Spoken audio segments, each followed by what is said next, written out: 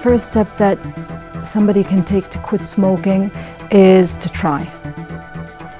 Whether or not you want to, you need to try to quit smoking, because the benefits that you will see in the future will outweigh any benefits that you experience from smoking. So even if you don't believe it right now, just give it a try. Give it one try. Try to quit for a period of time, and you will see the benefits, and then you can better evaluate and weigh the pros and the cons.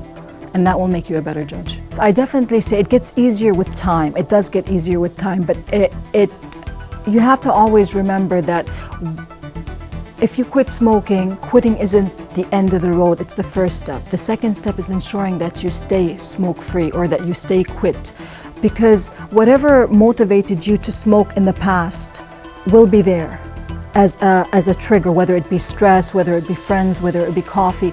And you're gonna face those triggers every day, and you've got to be able to handle them, because those triggers will remind you that I used to really enjoy this cigarette with coffee. I used to enjoy this cigarette, with a cool breeze.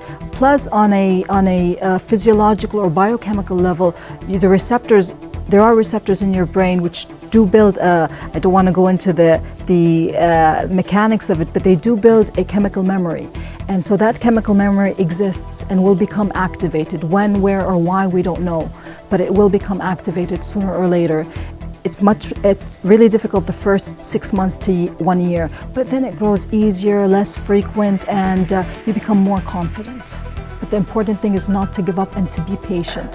With each urge that you face, you gotta think that this is an urge that, I should anticipate, and it's gonna last only 20 minutes. So if I can keep myself busy for 20 minutes, if I just can divert that energy for 20 minutes and satisfy myself with something else, the urge will pass, and I'm on the safe side. Some people don't want to quit, won't think about the long-term implications of smoking, but rather it's the short-term, like going up a set of stairs, being able to exercise or keep up with their colleagues, whether it be at work or their family at home, in terms of being productive at work, or being able to carry out their daily activities such as shopping, grocery shopping, without getting really tired.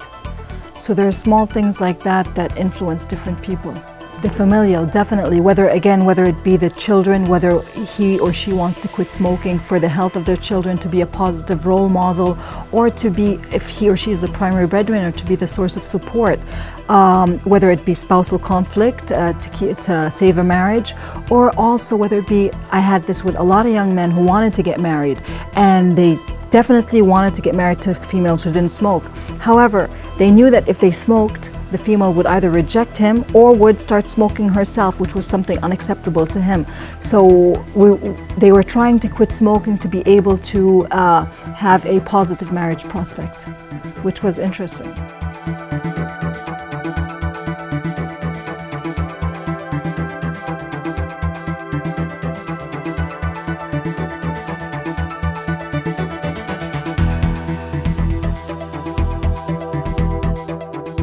You have so much more vitality. I sleep so well of a night time. I just feel that much healthier. A tool I used all of the time was the bottle of water. I didn't go anywhere when I was quitting. If I felt the urge, I took a swig of water. I tried to stay away from situations where smoking was occurring. And really just had the great support from the people around me, the program and my family. So I think that was the biggest thing. I don't cough. I used to cough every single day, every 10 minutes of my life, even in my sleep. My wife was on at me regularly to quit smoking, because she wants me to live longer, which is a good thing.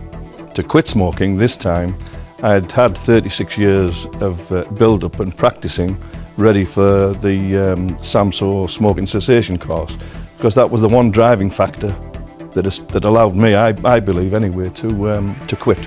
I think the deciding factor was that my son announced that I was going to be a grandfather, and that in itself, I didn't want my grandchild to associate smoking with me, so that was a big factor in it. Well, obviously they need to be sure that they want to quit. And if they take on a program such as SAMSO, during the program or even after the program's finished and they're on their track, if they should fall off the rails and take a cigarette, don't consider themselves as failure. Sort it's a mind thing. It is a habit. Sort it out themselves and then get back on the program, and eventually, if they want to quit, they'll quit the habit.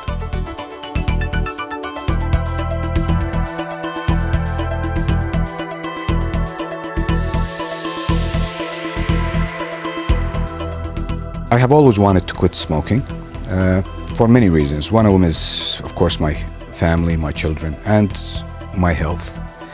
But one day I happened to be an experimental test agent for the Saudi Aramco cessation program, and I scored very badly on the lung test, and so that made me feel real bad about myself, and I decided to join the program, break that association. So I started drinking coffee without smoking, and smoking without drinking coffee, and I loved the combination. So that was a little bit hard to take care of at the beginning, but eventually it just happened, and so I started breaking the association. The other thing is the tools of not being around the cigarettes, trying to avoid socializing with smokers, especially at the beginning, because it makes it more difficult. If you decide to take care of that bad habit, then you can do it, and be real about it. Don't lie to yourself. You gotta be real with yourself. And I knew I wanted to quit all along. I just didn't know how. And when I did it. A lot of people smoke around you, but you need to minimize that at least. And I've had some real good friends that are very considerate, and so when they wanted to smoke, they just stay away from me, or excuse themselves and move a bit far and start smoking. You lived happily and comfortably before you smoked cigarettes.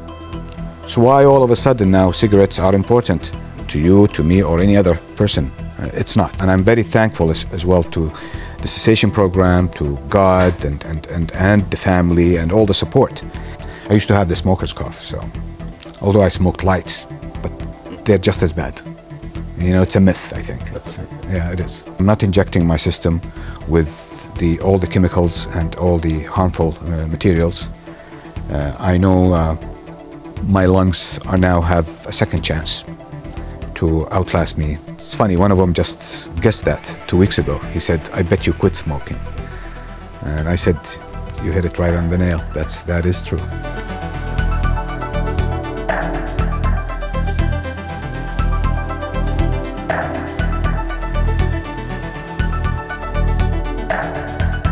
Yes, overall, I generally feel 100% better, and it's the best thing I've done for myself in a long, long time. Because I've always called my lungs the engine room. So the engine room is open now and it's nice and clean, and there's a bit of air getting in there better than it did before. So yeah, certainly from the health aspect and the cleanliness feeling I have, and the social thing, yes, of course, yeah. It's just, life is easier without them. The real thing is to keep me away from them is the fact that I just don't want to feel like that anymore. I don't want to feel that awful. I don't want to take the poison. The big assets actually of not smoking anymore is society and, having a social life within society, because you felt like the pariah going out the back door and having a cigarette outside somebody's house. It's ridiculous, when you'd be at a party or... It's become so socially unacceptable now. Life is easier that you don't smoke. Nobody smokes, and as I say, I'm active, and of course I go to running club parties and stuff like that, so nobody's there smoking. It was nauseous for me. They were making me sick. I felt awful, and I thought, this is ridiculous and I'm still doing this. Just, I don't know, you just eventually, I think that this has got to go, and then you work on it. And it is hard work, very hard work, but the reward is great. Somebody walks into a room, you can get the smell of the smoke from them, and oh my God, that was me. And and I found myself standing back from a person, with smoke on their breath. But and of course the health thing, the coughing thing, the phlegm, the disgusting. And one of the beauties, I have to say, that I felt of having given up smoking was how clean I felt. it was just remarkable. I just had an aura of cleanliness about myself that I didn't anticipate. You know, I did anticipate feeling better, which of course you do, but the cleanliness of myself was something, a very nice side effect of giving them up. At long last, I have quit smoking.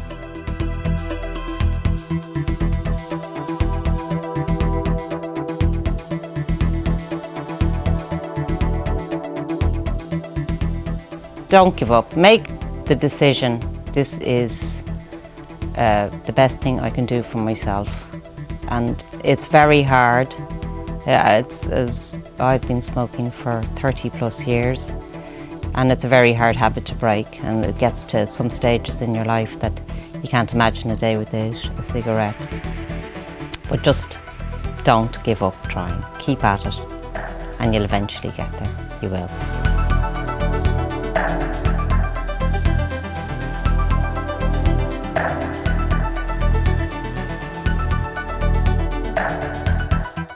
I guess the biggest thing is to know that there's somebody else there, and you know, there's some assistance there, and you're not alone. You don't go it alone. So if there's anything that taught me out of that program is two things. One, like I said before, all the excuses I have are just about as lame as anyone else's. There's no good excuse to smoke. And the fact that for the SAMHSA side of it, pretty good organization. Good group of people, and it's a good program, but the most important is there's somebody there that cares. It's time. It's a huge waste of time. You're in the midst of something, and all of a sudden the urge to go have a cigarette. So you get up, you go have a cigarette, you come back, you have to refocus. The biggest is time. That's the biggest single benefit right now to me. I'm sure that the health benefit will be something I'll realize, you know, as time progresses. But right now, the startling, really truly startling impact is time.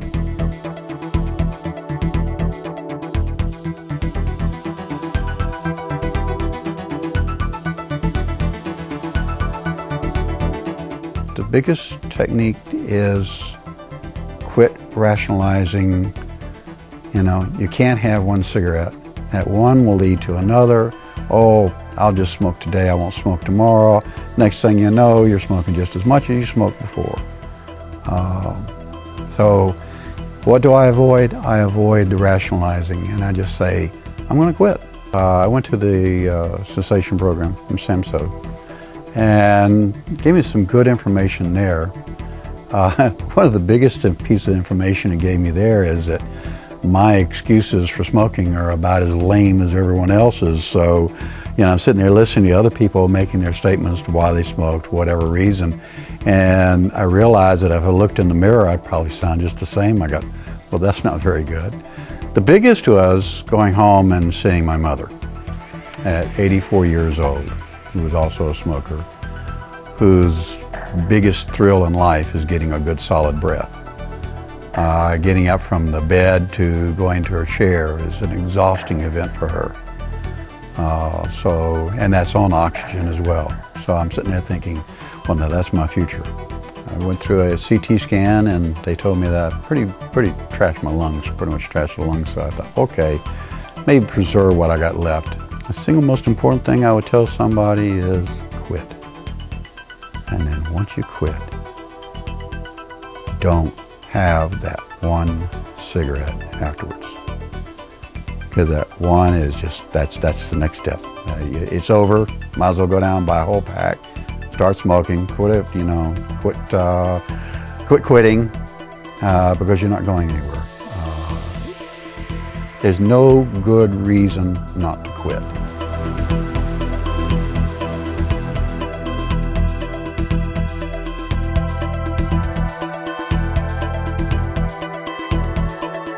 I would definitely encourage everybody to learn more about the Saudi Aramco Smoking Cessation Program. We've got a lot of information on the website, which you can get through Aramco homepage. But for more, in order to talk to a specialist, definitely call us on 877-8080.